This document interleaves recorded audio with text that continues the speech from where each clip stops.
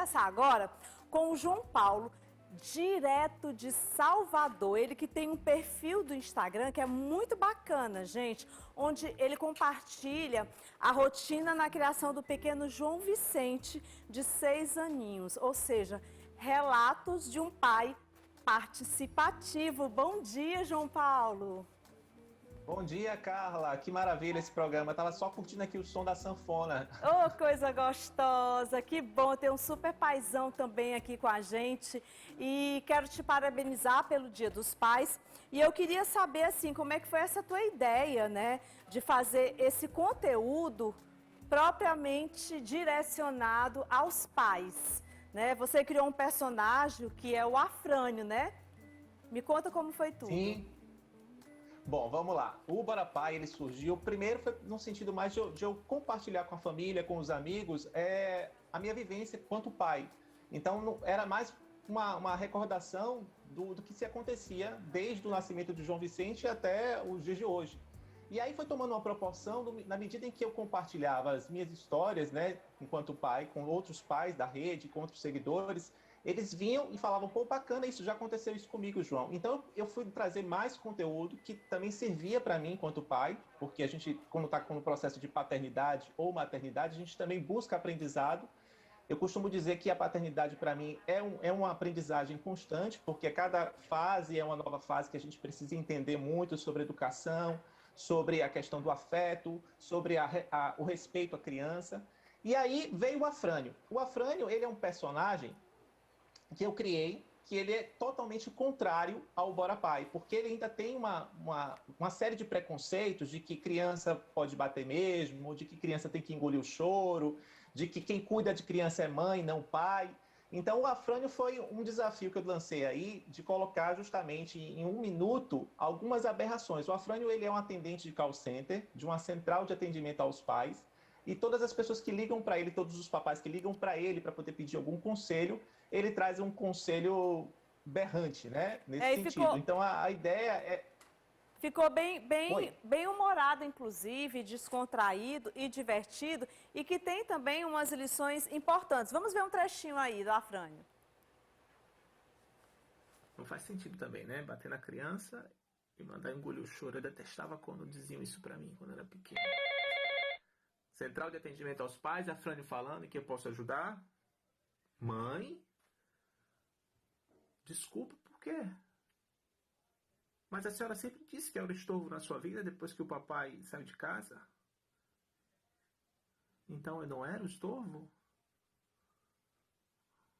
Que bom saber disso. Para mim, não é com a senhora não.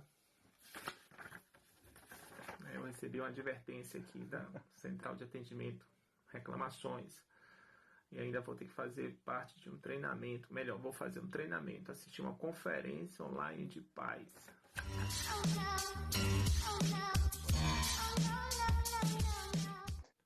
Central de Atendimento aos Pais. Você falar com a Frane que eu posso ajudar? Entendi. Sei. Tá bom. Quer que eu indico? Uma porrada, uma bisca, dá uma palmada, uma broca. Hã? Eu apanhei muito.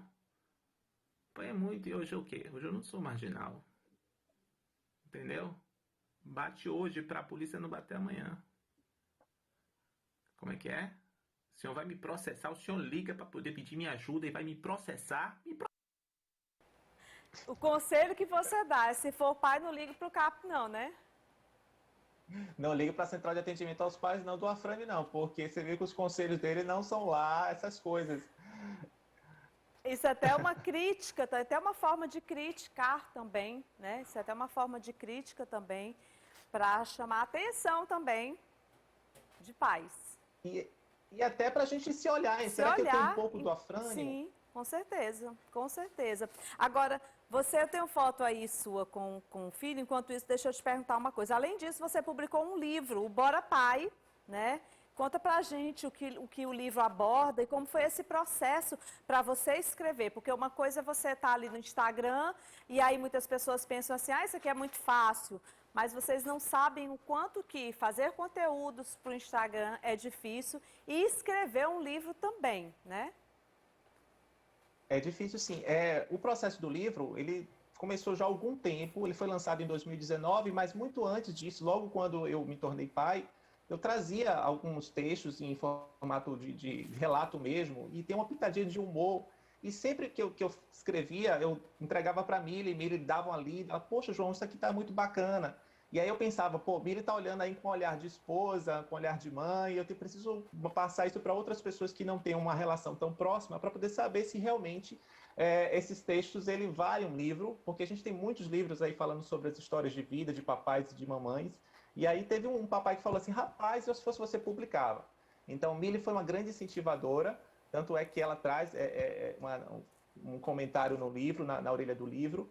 E o Relatos é o seguinte, eu trouxe relatos sobre o nascimento, sobre a descoberta do sexo, sobre a questão da parceria que os pais precisam ter com a escola, sobre a questão do animal de estimação. Então, eu conto um pouco sobre as nossas vivências, e que são vivências de muitas famílias. Então, eu já me peguei com várias pessoas me dando feedback, pô, João, eu passei exatamente por essa situação.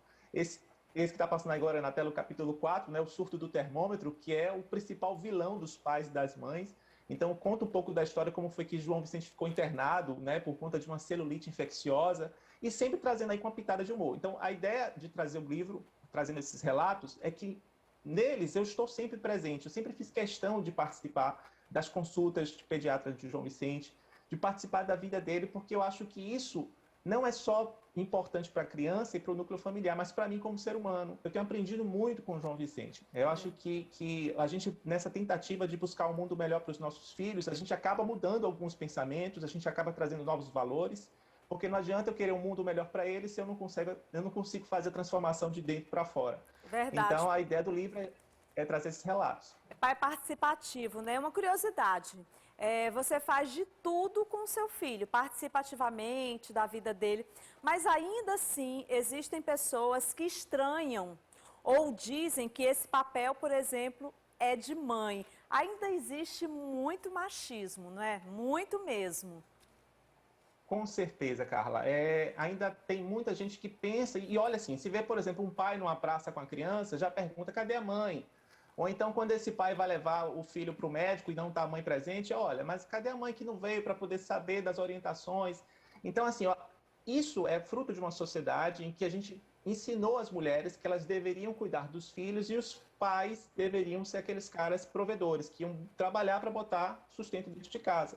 Então, a menina, quando ela é ensinada, ela ganha a boneca justamente para ela aprender a cuidar de criança.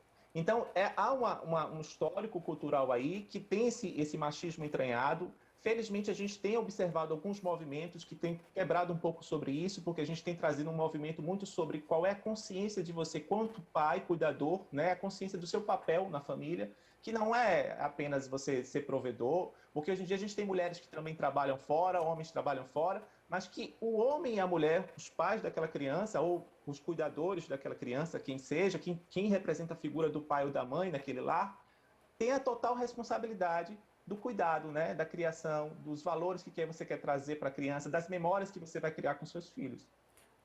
Infelizmente ainda tem, Carla, muito machismo. Muito sim, mas a gente precisa combater, né? A gente precisa combater esse mal, porque é um mal mesmo, gente, tá? Essa questão do machismo, homofobia, misoginia. Olha, eu fico assim muito triste com situações como essa. Eu, particularmente, eu vivencio isso na minha casa. O meu marido tem um filho, né, meu enteado, Arthur Neto, e ele participa, assim como você, ativamente da vida do Tutu. Então, assim, ele é um super, super, super pai, um pai presente todos os dias, que desde que o filho nasceu, ele é o tempo todo a vida dele, assim como você, que incentiva tantos pais a serem assim.